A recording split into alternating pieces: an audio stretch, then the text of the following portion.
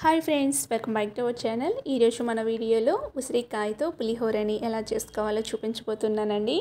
ఏ seasonal fruit అయినా, ఏ seasonal vegetable అయినా కంపల్సరీగా కన్జ్యూమ్ చేయాల్సిందే.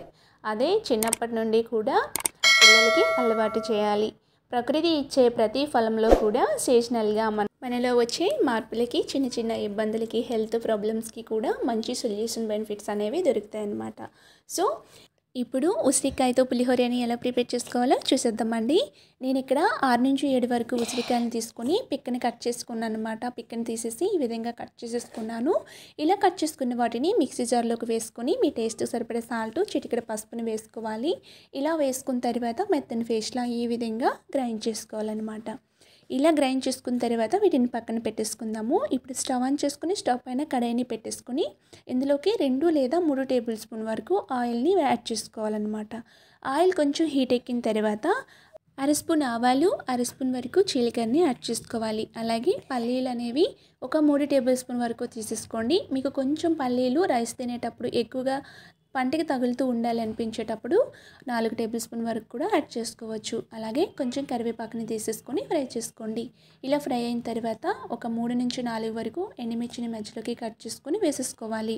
ఇలా వేసుకొని మొత్తం గరిటెతో ఈ విధంగా ఫ్రై చేస్తూ ఉండాలి. ఇలా ఫ్రై అయిన తర్వాత ముందుగా మనం ఉసిరికాయ పేస్ట్ని తయారు చేసుకున్నాం కదా, ఈ పేస్ట్ని ఆయిల్లోకి యాడ్ చేసుకోవాలి. ఆయిల్లోకి పేస్ట్ మొత్తం కూడా వేసేసుకొని బాగా ఫ్రై చేసుకోవాలండి. ఈ ఆయిల్లో బాగా ఈ పేస్ట్ అనేది ఫ్రై అవ్వాలి. అప్పుడే మనకి పులిహోరకి టేస్ట్ అనేది చాలా బాగుంటుందన్నమాట. సో ఈ విధంగా ఫ్రై చేసుకోవాలి. ఇలా ఫ్రై చేసిన తర్వాత నేను ముందుగానే రైస్ని చిటికెడంత పసుపు వేసుకొని ఉడికించుకొని ఒక స్ట్రైనర్లో వాటర్ని వడకట్టేసుకున్నాను అనమాట. ఇలా వడకట్టుకున్న ఈ రైస్ కూడా ఇప్పుడు ఇందులోకి యాడ్ చేసుకొని ఈ ఉసిరికాయ పేస్టు ఇంకా రైస్ కూడా బాగా మిక్స్ అయ్యేటట్టుగా మిక్స్ చేసేసుకోవాలి. ఈ విధంగా బాగా అంతా కలిసేటట్టుగా ఇలా మిక్స్ చేసుకోండి. చాలా బాగుంటుందండి. టేస్ట్ చాలా బాగుంటుందన్నమాట. చాలా సింపుల్గా ప్రిపేర్ చేసేసుకోవచ్చు. చింతపండు పులిహోర కంటే టేస్ట్ ఉసిరికాయ పులిహోర టేస్ట్ సూపర్ ఉంటుంది. గుడిలో పెట్టిన కమ్మనైన ప్రసాదంలో చాలా బాగుంటుంది. ఈ రైస్ మొత్తం కూడా వేసుకొని ఈ విధంగా మిక్స్ చేసుకున్న తర్వాత ఒక హాఫ్ అన్ అవర్ పాటు మూతను పెట్టేసి అట్లా ఉంచేయాలి. అలా ఉంచేసుకున్న తర్వాత ఒక ప్లేట్లోకి సర్వ్ చేసుకున్నామనుకో చాలా బాగుంటుంది. ఎలాంటి పులుపు కూడా వేయాల్సిన అవసరం లేదు. ఉసిరికాయలో ఉండే పులుపు మాత్రమే సరిపోతుంది అనమాట. సో మీరు కూడా డెఫినెట్గా ట్రై చేయండి. మీకు కూడా చాలా బాగా నచ్చుతుంది.